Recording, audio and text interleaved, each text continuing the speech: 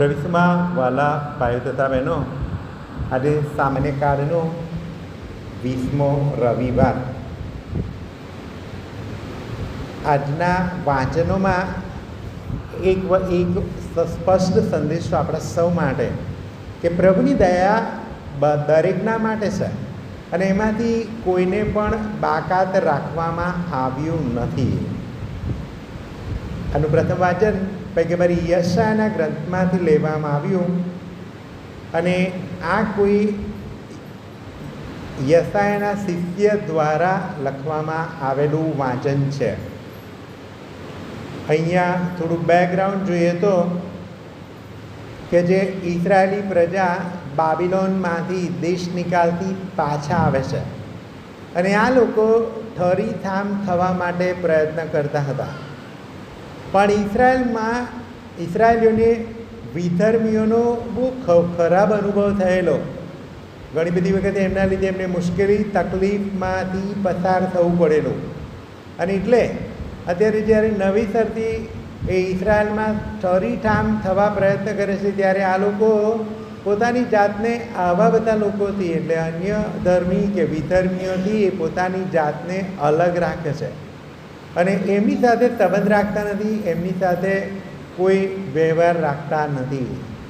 અને ત્યારે પ્રભુના નામે આ એમને કહેવામાં આવે છે. તો શું કહેવામાં આવે છે? એ કહે છે, પ્રભુ કહે છે, ન્યાય કરો, ન્યાયને અનુસરો, ધર્મ આચરો, કારણ હું મુક્તિ બક્ષવાની તૈયારીમાં છું.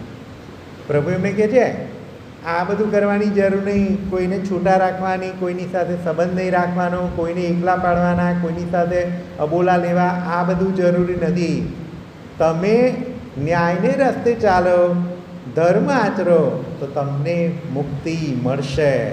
જે પરદેશીઓ મારી સેવા કરવા મારી શરણે આવશે, મારી ભક્તિ કરશે અને મારા કરારની દ્રઢતાથી વળગી રહેશે, તેમને હું મારા પ્રાર્થના ગૃહમાં આનંદનો અનુભવ કરાવીશ. ને આગળ કહે છે, જે યજ્ઞવેદી પર ચડાવેલા નૈવેદ્ય અને બલિનો પ્રસન્નતાપૂર્વક સત્કાર કરીશ, મારું મંદિર બધી પ્રજાઓનું પ્રાર્થના ગૃહ કહેવાશે. નહીં, ત્યાં વાત કરે છે કે તમે જે મંદિર બાંધવાના કે જે ઘર બાંધવાના છે એમાં બીજાને બાકાત રાખવાની જરૂર નહીં. પ્રભુનો પ્રેમ દરેકના માટે છે. પ્રભુ બધાને સ્વીકારે છે, બધાને આવકારે છે. ગમે તે આવી શકે છે મંદિરમાં, કોઈને ના પાડી શકાય નહીં. એ બધાના માટે ઓપન છે. અને એટલે તમે બીજાનેથી અલગ રાખશો નહીં કે બીજાને અલગ રહેશો નહીં. તમારા માટે મુખ્ય શું છે? ન્યાય અનુસરો, ધર્મને આચરો, કેમ કે પ્રભુનું મંદિર દરેકના માટે છે. ત્યાં સંદેશો આપણા દરેકના માટે. ઘણી બધી વખતે કદાચ આપણે પણ અમુક વખતે એક ધર્મના વાળા ઊભા કરીએ છીએ, સમાજના વાળા ઊભા કરતા હોય, કદાચ ગામના કે સોસાયટીના વાળા ઊભા કરતા હોય કે અમારો આ વિસ્તાર છે, અમારું આટલું છે, અમે આ બાજુના છે, અમે પેલી બાજુના છે. કદાચ રહેણાંક વિસ્તારની રીતે ગમે તે રીતે આપણે વાળા ઊભા કરતા હોય તો આવા બધા વાળા ઊભા કરવાની કે જે બાઉન્ડ્રીઝ બનાવીએ છીએ જુદી જુદી, એ બાઉન્ડ્રીઝ બનાવવાની કોઈ જરૂરી નથી, બોર્ડર બનાવવાની જરૂર નથી. બધાની સાથે પ્રેમથી, ન્યાયથી, ધર્મને માર્ગે ચાલીએ. એ જ આજના પ્રથમ વાંચનનો સંદેશો તમને અને મને પડકારે છે. આજનું બીજું વાંચન રોમના ધર્મસંઘ પરના પત્રમાંથી લેવામાં આવેલું વાંચન. અને ત્યાં એક બાબત બહુ સ્પષ્ટ છે, અને શું છે? એ યહૂદીઓનો અને બિન યહૂદીઓ સાથેનો સંબંધ. ખાસ કરીને જે યહૂદીઓ હતા એ પહેલેથી પોતાને બહુ ઊંચા માનતા અને એટલે એ લોકો પણ ભલે ખ્રિસ્તી બને છે પણ એમના મનમાં આ જ વૃત્તિ છે. અમુક પહેલાં વિધર્મીઓ જે ખ્રિસ્તી બને છે એમનામાં પણ એ વૃત્તિ છે કે અમારી સાથે આ લોકો સંબંધ રાખતા નહીં. એટલે આ એકબીજાથી થોડા અળગા રહેતા હતા. અને ત્યારે અહીંયા સંત પાઉલ એમને યાદ કરાવે છે કે મને તો પ્રભુની કૃપાથી મને આ તમારી વચ્ચે સેવા કરવાનું કાર્ય આપવામાં આવ્યું છે અને એટલે ઈશ્વરને શોભે એ રીતે હું મારું સેવા કાર્ય બજાવું છું. એ વાત કરે છે કે હું મારું સેવા કાર્ય પ્રભુની કૃપાથી મને મળેલું છે. પણ આગળ શું વાત કરે છે? કે છે હું આશા રાખું છું કે મારા જાત ભાઈઓમાં થોડી ઈર્ષા જગાડું અને એ રીતે કેટલાકનો ઉદ્ધાર કરી શકું. કેમ એ વાત કરે છે? દાખલા તરીકે આ અહીંયા જે ઈર્ષ્યાની વાત કરે છે એ પાપની ઈર્ષ્યા નથી, પાપમય ઈર્ષ્યા નથી.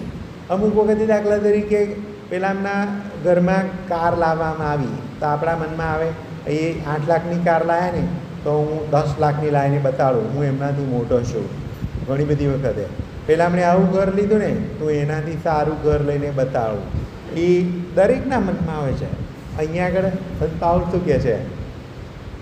જે તમે લોકો સારું કરી રહ્યા છો ને, વિધર્મીઓને કહે છે, જે તમે લોકો ખ્રિસ્તી બન્યા, વિધર્મીઓ તમે ખ્રિસ્તી બન્યા ને જે સારા કામો કરી રહ્યા છે ને, એ મને લાગે છે એ જોઈને મારા કુટુંબીજનો કહેવાય. કેમ કે એ લોકો કોણ? એ યહૂદીઓ હતા અને તેમ છતાં ઈશ્વરને સ્વીકારતા નથી.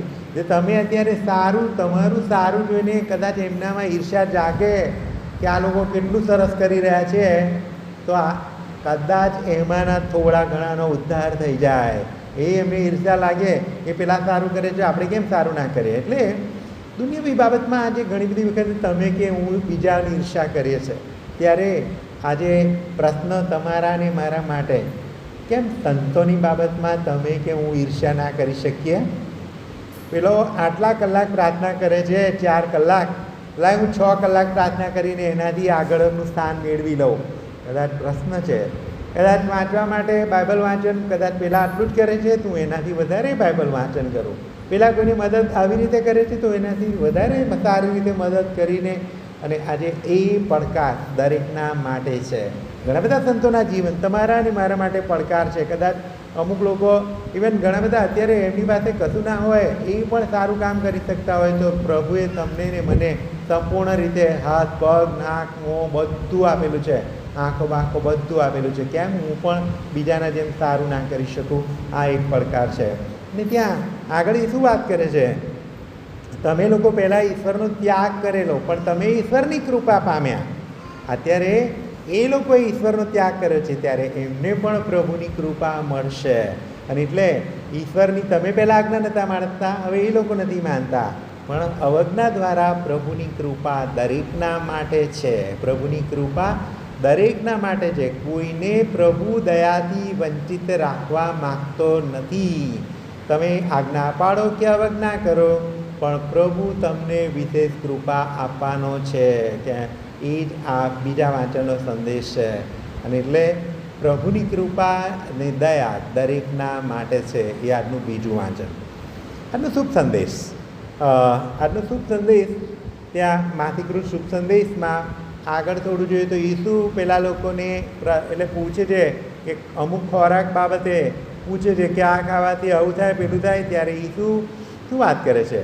માણસમાં જે અંદર જાય છે એ એને અભડાવતું નથી, પણ માણસમાં જે ખરાબ વૃત્તિઓ બહાર આવે છે એનામાં રહેલી અધિકાય, ઈર્ષ્યા, લપટતા, ઝઘડાળુ વૃત્તિ કે આ બધી જે વૃત્તિ બહાર આવે છે એ માણસને ખરાબ કરે છે કે અભડાવે છે. ને એટલે ત્યાં પૂરું કરીને એ ક્યાં જાય છે? તો ઈસુ તૂર અને સિદોનના પ્રદેશમાં જાય છે. અને એ આ પ્રદેશ વિધર્મીઓનો પ્રદેશ છે. અને ત્યાં આગળ એ કનાન જાતિની એક બાઈ આવે છે.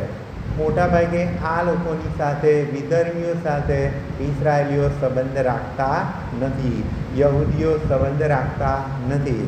અને ત્યારે પેલી બાઈને ખબર પડે છે કે આ ઈસુ છે, એટલે તરત જ બૂમો પાડી આવે છે, એ દાવીદ પુત્ર, એ પ્રભુ મારા પર દયા કરો અને મારી દીકરીનો અબદૂત વળગાડો. પણ પ્રભુ એને કોઈ જવાબ આપતા નથી. આગળ ફરી એટલે પેલી બેન બૂમો પાડતી પાછળ જ ચાલે છે. એટલે શિષ્યો કહે છે, જુઓ ને પેલી બેન ક્યારની આપણી પાછળ આવે છે, એને સંતોષીને વિદાય કરી દો ને. ત્યારે પ્રભુ એને શું જવાબ આપે છે? એ કહે છે એને મદદ કરો. ત્યારે ઈસુ જવાબ આવે છે, છોકરાના મોંમાંથી રોટલો લઈને ગલુડિયાને નાખવો સારો નથી.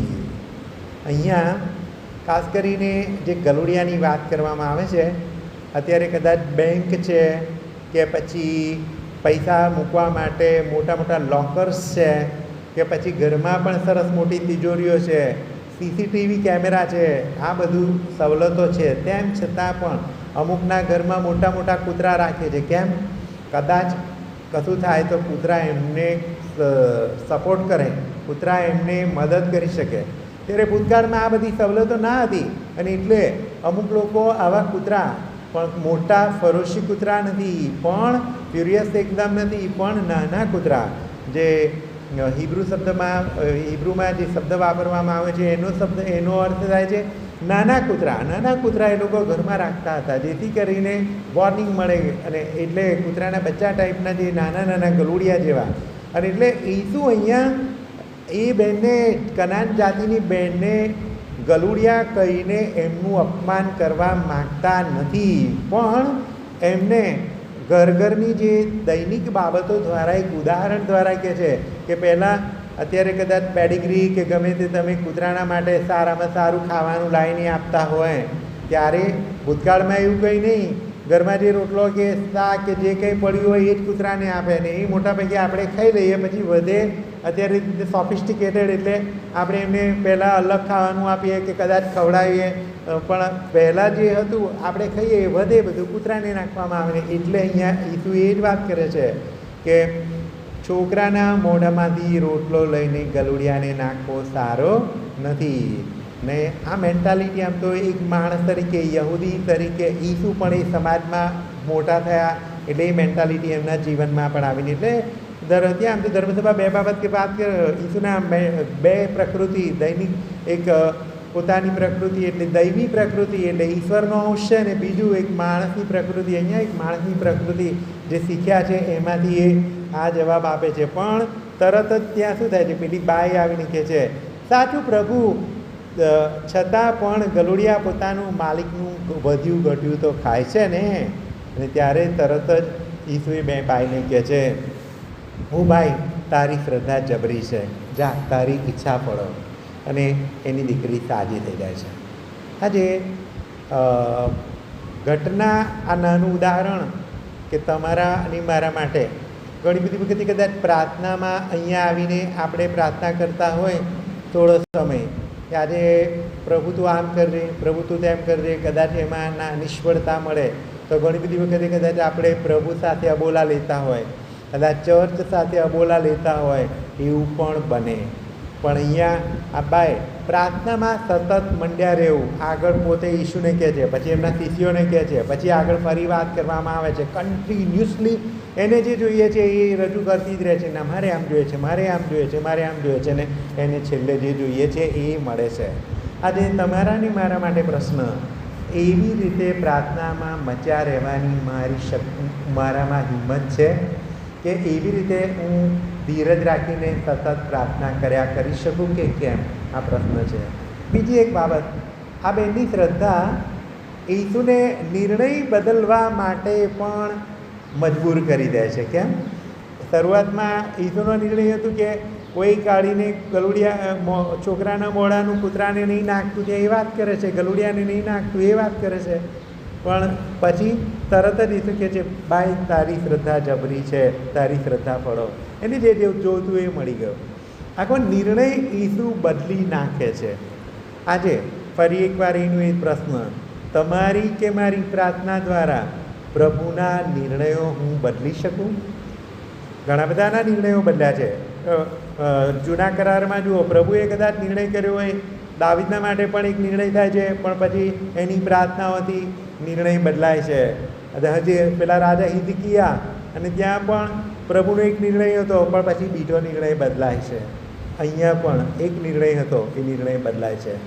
મારી પ્રાર્થનામાં એ તાકાત, એ બળ છે કે હું પ્રભુનો નિર્ણય પણ બદલી શકું. આ પ્રશ્ન તમારા અને મારા માટે છે. અને સૌથી વધારે ફરી એકવાર એનો એક સંદેશ મળે છે કે પ્રભુનો પ્રેમ એ કોઈકના અમુક જ લોકોના માટે સીમિત નથી, એ વાળા ઊભી કરેલો નથી. એ પછી ઇઝરાયલથી આગળ એક કનાન જાતિની સ્ત્રીને પણ સાજાપણું આપે, દીકરીને સાજાપણું આપે છે. ને એ શું છે કે પ્રભુ અનલિમિટેડ દરેકના માટે. આપણે વાળા ઊભા કર્યા હોય તો આપણો પ્રશ્ન છે, પ્રભુ આવા વાળા કોઈ ઊભા કરતો નહીં. એ ગામના વાળા કે પછી સમાજના વાળા કે આ સોસાયટીવાળા, પેલી સોસાયટીવાળા, આવા લોકો આ સમાજના, આ પેલી પાર્ટીવાળા, આ પાર્ટીવાળા, પણ એક જ આપણે બધા એક જ પ્રભુના સંતાનો છે. અને એ રીતે પ્રભુનો પ્રેમ દરેકના માટે છે. એ સ્વીકારવાની પ્રભુ આપણને સૌની શક્તિ આપે એ માટે પ્રભુ પાસે કૃપા અને આશીર્વાદ માગીએ. પિતા અને પુત્ર અને પવિત્ર આત્માના નામે આમીન.